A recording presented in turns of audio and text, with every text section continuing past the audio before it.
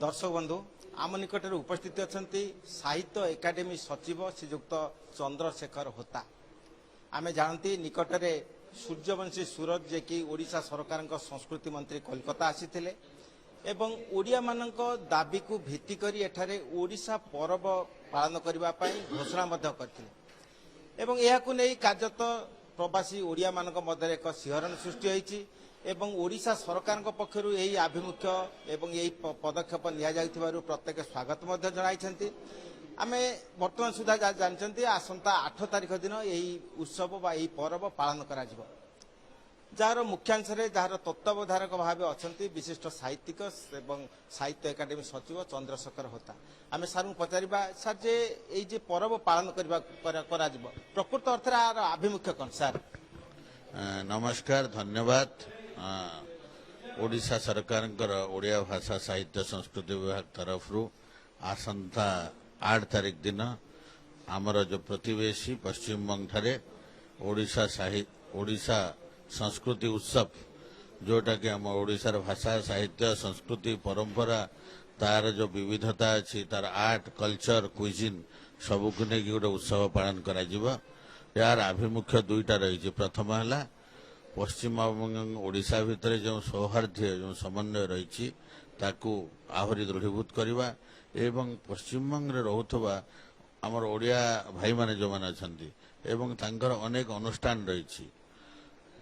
मु तो मोर जानिबारे 20 रु अधिक अनुष्ठान एठी अछि जो माने सक्रिय भाव में काम करछंती निरविच्छिन्न भाव में ओडिशार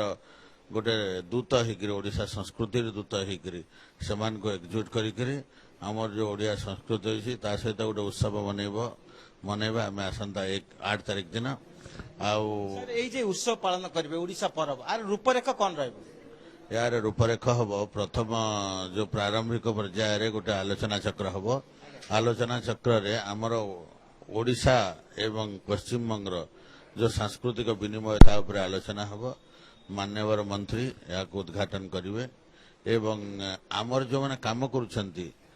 संगठन माने विभिन्न संगठन माने तांको संवर्धित करा जिवो सम्मानित करा जिवो आहरी से केमती क्रियाशील हेबे तांको सेति पई आमे प्रोत्साहन दिया जिवो ता परवर्ती समय रे सांस्कृतिक कार्यक्रम आयोजित करा जिवो एवं ओडिशार विभिन्न जो चित्रकला साहित्य संस्कृति ओडिशा जो विभव अछि ताको प्रदर्शित करा जिवो लाइव आर्ट परफॉर्मेंस करा जिवो लोककला जो अछि ताको मध्ये प्रदर्शित करा जिवो एवं लोकंग भितरे संस्कृति माध्यम रे एकता सृष्टि करवा होची यार मूल लक्ष्य।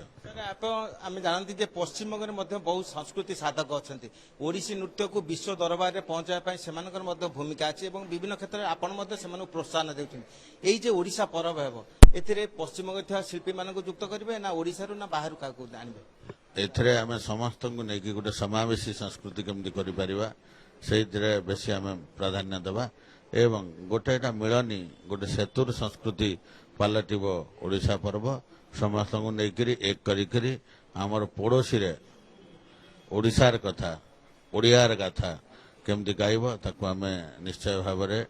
देवा प्राधान्य देवा मु भावुची आपण मान साहाय्य सहयोग बल एटा निश्चय भाव में सफल हबो। ओडिशा पर्व या मध्य पिठा पणा ओडिया संस्कृति अस्मिता विभिन्न भाव रुद्धिमंत हुए आपण जो कलिकता जो ओडिशा पर्व है आ भीतर आर तत्व कौन रहिबो